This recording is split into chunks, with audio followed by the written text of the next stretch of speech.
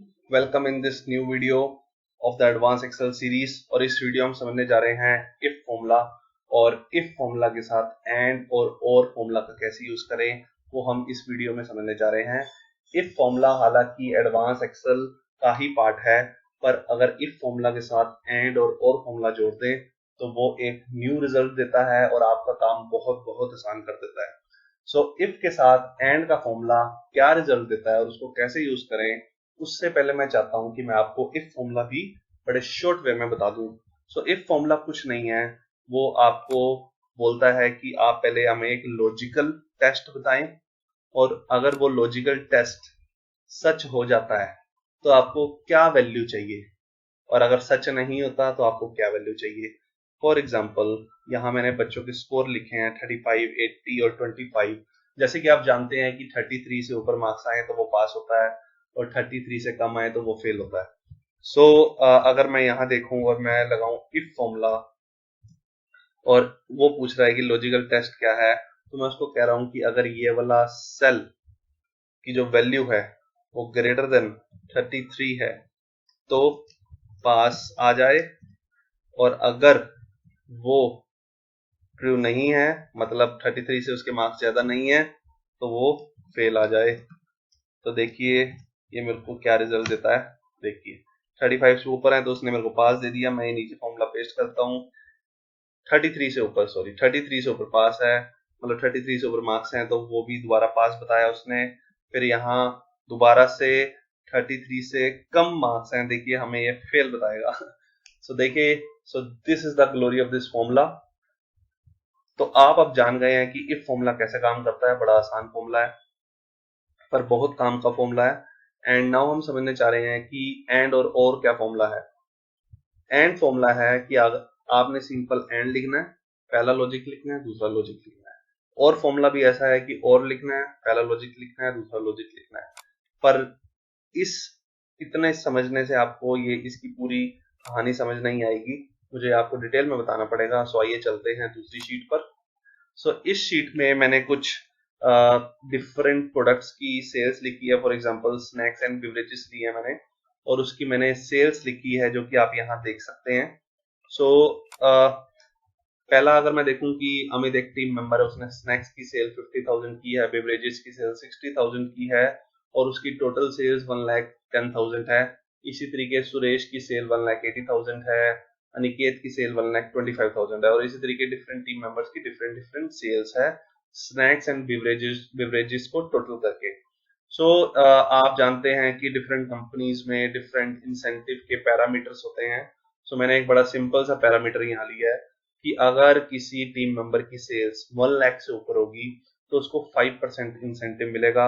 अगर उसकी सेल 1 लाख से ऊपर होगी और साथ में दोनों प्रोडक्ट्स की सेल 50,000 से ऊपर होगी तो उसको एडिशनल बम्पर इंसेंटिव मिलेगा 2%। और एक छुटपुट सा और इंसेंटिव मिलेगा कि भाई अगर कोई बंदा कोई सेल नहीं कर पाता, तो उसको क्या है कि अगर वो किसी प्रोडक्ट में भी 50,000 से ऊपर सेल कर दे तो उसको 0.5 का एक और एडिशनल इंसेंटिव मिल जाएगा।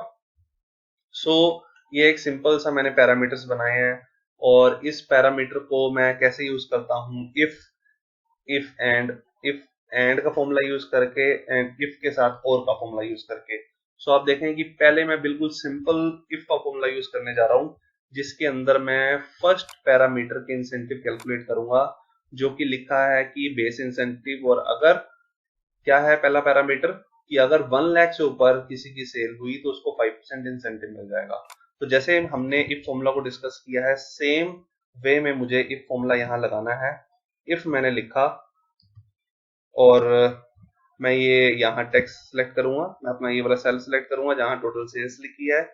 तो अगर ये टोटल सेल किसी बंदे की ग्रेटर देन 1 लाख है तो उसको कितना इंसेंटिव मिल जाए, तो उसको 5% इंसेंटिव मिल जाए, अदरवाइज उसको 0% इंसेंटिव मिलेगा। सो इस तरीके से मैंने ये फॉर्मूला लगा दिया, और मैं ये फॉर्मूला पूरा नीचे तक ड्रैग कर दूंगा। सो जैसे कि आप देख पा रहे हैं कि यहाँ 0 आ गया, तो मतलब नितेश की सेल 1 लाख से ऊपर नहीं है तो 0% इंसेंटिव है, जेम्स की भी इसी तरीके है कि 0% 1 लाख से ऊपर सेल नहीं है तो 0% इंसेंटिव है। तो इस फॉर्मूला को मैंने इतने सिंपल वे में यूज किया। अब मेरा एडिशनल इंसेंटिव है, और एडिशनल इंसेंटिव में ये कंडीशन है कि 1 लाख से ऊपर भी सेल होनी चाहिए, और दोनों प्रोडक्ट्स की सेल जो कि स्नैक्स और बेवरेजेस हैं, इन दोनों प्रोडक्ट्स की सेल 50,000 से ऊपर होनी चाहिए, तब जाके 2% एडिशनल बम्पर इंसेंटिव मिलेगा। सो मैं इस चीज को कैलकुलेट करने के लिए इफ के साथ एंड फंक्शन भी यूज करूंगा। सो देखिए मैं ये कैसे करता हूं। पहले मैं इफ फॉर्मूला स्टार्ट करूंगा, ब्रैकेट स्टार्ट, और फिर मैं एंड फॉर्मूला लिखूंगा।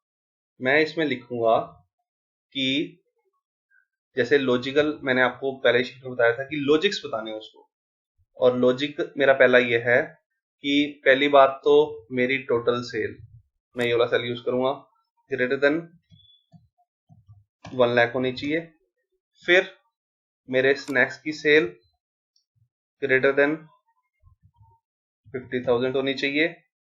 फिर मेरी बिवरेजेस की सेल भी ग्रेटर देन 50,000 होनी चाहिए। तो देखिए मैंने किया क्या है, मैंने सिर्फ अपनी वैल्यू सिलेक्ट की और ग्रेटर देन जितने से भी मैं ज्यादा चाहता हूं वो मैंने लिखा, और सिर्फ मैं कोमा लगा लगा के इनको सेपरेट करता जा रहा हूं, और यही इतना सिंपल सा एंड फॉर्मूला है। तो मैं एंड फॉर्मूला बंद हो गया और मैंने बता दिया कि ये मेरे सारे लॉजिक हैं। जैसे आप यहाँ देख पा रहे हो कि इफ के बाद ये लॉजिक्स बता रहा हूं मैं सारे उसको।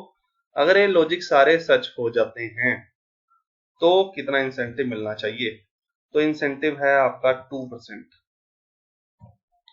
अगर ये लॉजिक मतलब टोटल सेल 1 लाख से कम हो जाती है, या फिर कोई भी एक प्रोडक्ट में सेल 50,000 से कम हो जाती है, तो क्या होगा? अगर ऐसा होता है तो 0% इंसेंटिव, एडिशनल इंसेंटिव मिलेगा। मैं ब्रैकेट क्लोज करता हूं, और ये देखिए पहले में 0% इसलिए क्योंकि उसकी स्नैक्स की सेल 50,000 से ऊपर नहीं है। दूसरे में 2% इसलिए क्योंकि दोनों प्रोडक्ट्स में उसकी 50,000 से सेल ऊपर है, और टोटल प्रोडक्ट में टोटल सेल उसकी 1 लाख से ऊपर है। तीसरे में देखिए कि 0% है, वो इसलिए है क्योंकि बेवरेजेस में उसकी सेल 50,000 से ऊपर नहीं है। और थर्ड में देखिए कि 0% इसलिए है कि उसकी स्नैक्स में सेल 20,000 मतलब 50,000 से ऊपर नहीं है, जो कि 20,000 है बस। सो इस तरीके से मैं इफ के साथ एंड फॉर्मूला यूज कर सकता हूं। अब बात आती है कि और फॉर्मूला कैसे यूज करूं, और फॉर्मूला के लिए जो मेरा पैरामीटर है वो है कि अगर एक प्रोडक्ट की सेल 50,000 से ऊपर होती है तो 0.5% इंसेंटिव मिल जाए।